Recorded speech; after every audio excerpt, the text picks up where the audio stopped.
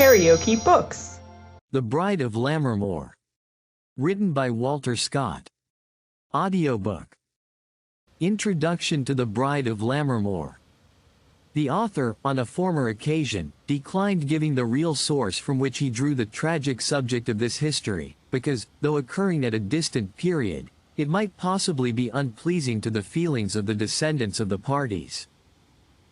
But as he finds an account of the circumstances given in the notes to Law's memorials, by his ingenious friend, Charles Kirkpatrick Sharp, Esq., and also indicated in his reprint of the Rev. Mr. Simpson's poems appended to the large description of Galloway, as the original of The Bride of Lammermoor, the author feels himself now at liberty to tell the tale as he had it from connections of his own, who lived very near the period, and were closely related to the family of the bride. It is well known that the family of Dalrymple, which has produced, within the space of 2 centuries, as many men of talent, civil and military, and of literary, political, and professional eminence, as any house in Scotland, first rose into distinction in the person of James Dalrymple, one of the most eminent lawyers that ever lived, though the labors of his powerful mind were unhappily exercised on a subject so limited as Scottish jurisprudence, on which he has composed an admirable work. He married Margaret, daughter to Ross of Balneil, with whom he obtained a considerable estate. She was an able, politic, and high-minded woman, so successful in what she undertook, that the vulgar, no way partial to her husband or her family, imputed her success to necromancy. According to the popular belief, this Dame Margaret purchased the temporal prosperity of her family from the master whom she served under a singular condition, which is thus narrated by the historian of her grandson, the great Earl of Stair. She lived to a great age, and at her death desired that she might not be put underground, but that her coffin should stand upright on one end of it, promising that while she remained in that situation the Dalrymples should continue to flourish. What was the old lady's motive for the request, or whether she really made such a promise, I shall not take upon me to determine, but it's certain her coffin stands upright in the aisle of the church of Kirklestown, the burial place belonging to the family. The talents of this accomplished race were sufficient to have accounted for the dignities which many members of the family attained, without any supernatural assistance. But their extraordinary prosperity was attended by some equally singular family misfortunes, of which that which befell their eldest daughter was at once unaccountable and melancholy. Miss Janet Dalrymple, daughter of the first Lord Stair and Dame Margaret Ross, had engaged herself without the knowledge of her parents to the Lord Rutherford, who was not acceptable to them either on account of his political principles or his want of fortune. The young couple broke a piece of gold together, and pledged their troth in the most solemn manner, and it is said the young lady imprecated dreadful evils on herself should she break her plighted faith. Shortly after, a suitor who was favored by Lord Stair, and still more so by his lady, paid his addresses to Miss Dalrymple. The young lady refused the proposal, and being pressed on the subject, confessed her secret engagement. Lady Stair, a woman accustomed to universal submission, for even her husband did not dare to contradict her, treated this objection as a trifle, and insisted upon her daughter yielding her consent to marry the new suitor, David Dunbar, son and heir to David Dunbar of Baldoon, in Wigtonshire. The first lover, a man of very high spirit, then interfered by letter, and insisted on the right he had acquired by his troth plighted with the young lady. Lady Stair sent him for answer, that her daughter, sensible of her undutiful behavior in entering into a contract unsanctioned by her parents, had retracted her unlawful vow, and now refused to fulfill her engagement with him. The lover, in return, declined positively to receive such an answer from anyone but his mistress in person, and as she had to deal with a man who was both of a most determined character and of too high condition to be trifled with, Lady Stair was obliged to consent to an interview between Lord Rutherford and her daughter. But she took care to be present in person, and argued the point with the disappointed and incensed lover with pertinacity equal to his own. She particularly insisted on the Levitical law, which declares that a woman shall be free of a vow which her parents dissent from. This is the passage of Scripture she founded on. If a man vow a vow unto the Lord, or swear an oath to bind his soul with a bond, he shall not break his word, he shall do according to all that proceedeth out of his mouth. If a woman also vow a vow unto the Lord, and bind herself by a bond, being in her father's house in her youth, and her father hear her vow, and her bond wherewith she hath bound her soul, and her father shall hold his peace at her, then all her vows shall stand, and every bond wherewith she hath bound her soul shall stand. But if her father disallow her in the day that he heareth, not any of her vows, or of her bonds wherewith she hath bound her soul, shall stand. And the Lord shall forgive her, because her father disallowed her. Numbers XXX 2-5. While the mother insisted on these topics, the lover in vain conjured the daughter to declare her own opinion and feelings. She remained totally overwhelmed, as it seemed, mute, pale, and motionless as a statue.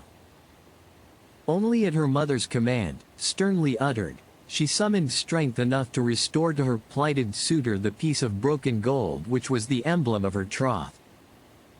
On this he burst forth into a tremendous passion, took leave of the mother with maledictions, and as he left the apartment, turned back to say to his weak, if not fickle, mistress, "For you, madam, you will be a world's wonder," a phrase by which some remarkable degree of calamity is usually implied. He went abroad, and returned not again. If the last Lord Rutherford was the unfortunate party, he must have been the third who bore that title, and who died in 1685. The marriage betwixt Janet Dalrymple and David Dunbar of Baldoon now went forward, the bride showing no repugnance, but being absolutely passive in everything her mother commanded or advised.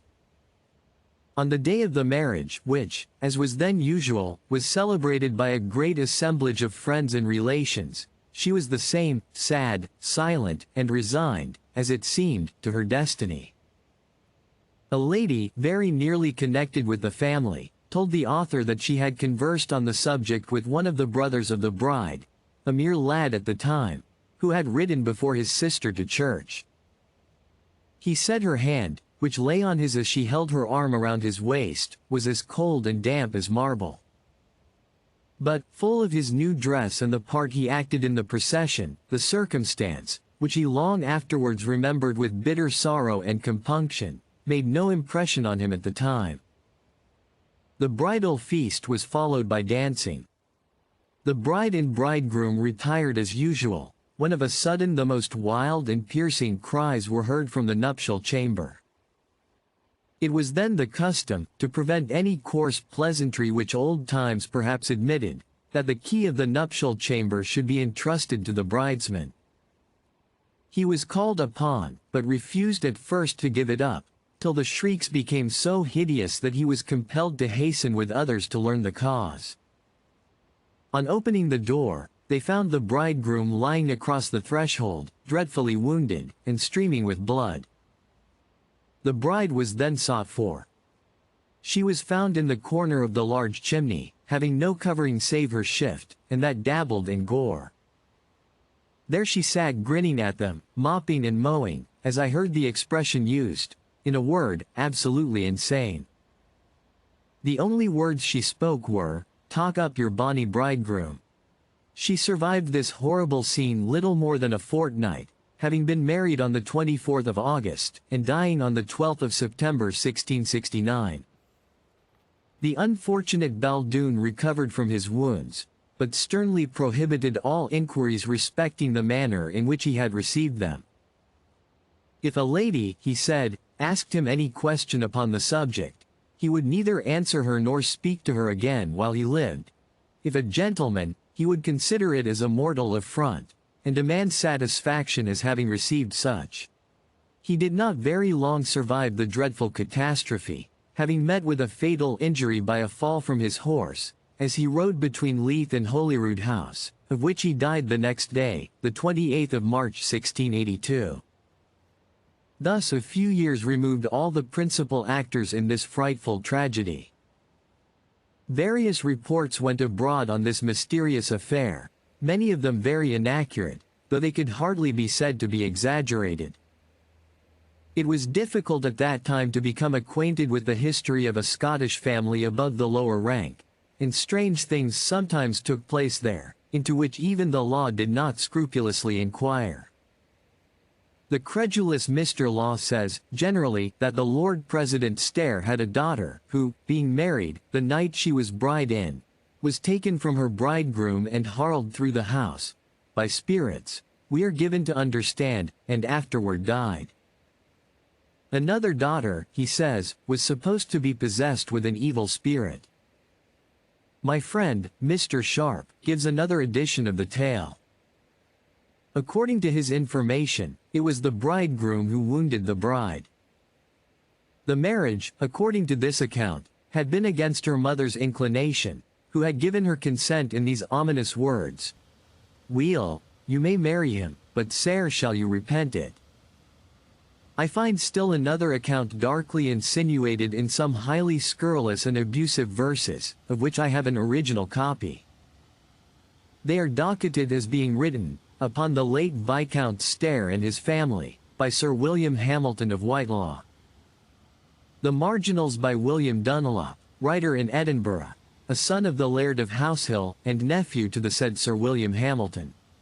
There was a bitter and personal quarrel and rivalry betwixt the author of this libel, the name which it richly deserves, and Lord President Stair, and the lampoon, which is written with much more malice than art, bears the following motto: Stair's neck, mind, wife, songs, grandson, and the rest are wry, false, witch, pests, parricide, possessed. This malignant satirist, who calls up all the misfortunes of the family, does not forget the fatal bridal of Baldoon. He seems, though his verses are as obscure as unpoetical, to intimate that the violence done to the bridegroom was by the intervention of the foul fiend, to whom the young lady had resigned herself, in case she should break her contract with her first lover.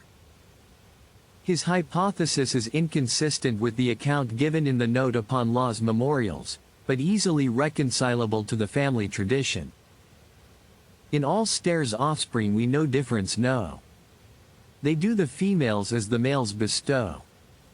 So he of one of his daughter's marriages gave the ward, like a true vassal, to Glenluce's laird. He knew what she did to her master plight, if she her faith to Rutherford should slight, which, like his own, for greed he broke outright. Nick did Baldoon's posterior right deride, and, as first substitute, did seize the bride. Whate'er he to his mistress did or said, he threw the bridegroom from the nuptial bed, into the chimney did so his rival maul. His bruised bones ne'er were cured but by the fall. One of the marginal notes ascribed to William Dunlop applies to the above lines. She had betrothed herself to Lord Rutherford under horrid imprecations, and afterwards married Baldoon, his nevoy, and her mother was the cause of her breach of faith. The same tragedy is alluded to in the following couplet and note. What train of curses that base brood pursues, when the young nephew weds old uncle's spouse? The note on the word uncle explains it as meaning Rutherford, who should have married the Lady Baldoon, was Baldoon's uncle. The poetry of this satire on Lord Stair and his family was, as already noticed, written by Sir William Hamilton of Whitelaw, a rival of Lord Stair for the situation of President of the Court of Session, a person much inferior to that great lawyer in talents, and equally ill-treated by the calumny or just satire of his contemporaries as an unjust and partial judge. Some of the notes are by that curious and laborious antiquary, Robert Milne, who, as a virulent Jacobite, willingly lent a hand to blacken the family of Stair. Another poet of the period, with a very different purpose, has left an elegy, in which he darkly hints at and bemoans the fate of the ill-starred young person, whose very uncommon calamity Whitelaw, Dunlop, and Milne thought a fitting subject for buffoonery and ribaldry. This bard of milder mood was Andrew Simpson, before the Revolution minister of Kirkinner in Galloway, and after his expulsion as an Episcopalian following the humble occupation of a printer in Edinburgh. He furnished the family of Baldoon, with which he appears to have been intimate, with an elegy on the tragic event in their family. In this piece he treats the mournful occasion of the bride's death with mysterious solemnity. The verses bear this title, On the Unexpected Death of the Virtuous Lady Mrs. Janet Dalrymple, Lady Baldoon, younger, and afford us the precise dates of the catastrophe, which could not otherwise have been easily ascertained. Nupta August 12th. Domum Ducta August 24th. Obiit September 12th. Sepult. September 30th 1669. The form of the elegy is a dialogue betwixt a passenger and a domestic servant. The first, recollecting that he had passed that way lately, and seen all around enlivened by the appearances of mirth and festivity, is desirous to know what had changed so gay a scene into mourning. We preserve the reply of the servant as a specimen of Mr. Simpson's verses, which are not of the first quality. Sir, 'tis truth you've told. We did enjoy great mirth, but now, ah me, our joyful songs turned to an elegy. A virtuous lady, not long since a bride, was to a hopeful plant by marriage tied, and brought home hither. We did all rejoice, even for her sake. But presently our voice was turned to mourning for that little time that she'd enjoy, she waned in her prime. For Atropos, with her impartial knife, soon cut her thread, and therewithal her life. And for the time we may it well remember, it being in unfortunate September, where we must leave her till the resurrection. 'Tis then the saints enjoy their full perfection. Mr. Simpson also poured forth his elegiac strains upon the fate of the widowed bridegroom, on which subject, after a long and querulous effusion, the poet arrives at the sound conclusion, that if Baldoon had walked on foot, which it seems was his general custom, he would have escaped perishing by a fall from horseback. As the work in which it occurs is so scarce as almost to be unique, and as it gives us the most full account of one of the actors in this tragic tale which we have rehearsed, we will, at the risk of being tedious, insert some short specimens of Mr. Simpson's composition. It is entitled, A Funeral Elegy, occasioned by the sad and much lamented death of that worthily respected, and very much accomplished gentleman, David Dunbar, younger, of Baldoon, only son and apparent heir to the right worshipful Sir David Dunbar of Baldoon, Knight Baronet.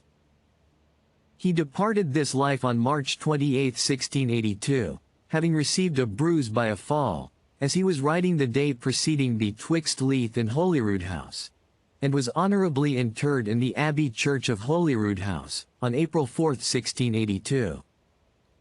Men might, and very justly too, conclude me guilty of the worst ingratitude. Should I be silent, or should I forbear at this sad accident to shed a tear? A tear, said I? Ah, that's a petite thing. A very lean, slight, slender offering. Too mean, I'm sure, for me, wherewith to tend the unexpected funeral of my friend. A glass of briny tears charged up to th brim would be too few for me to shed for him.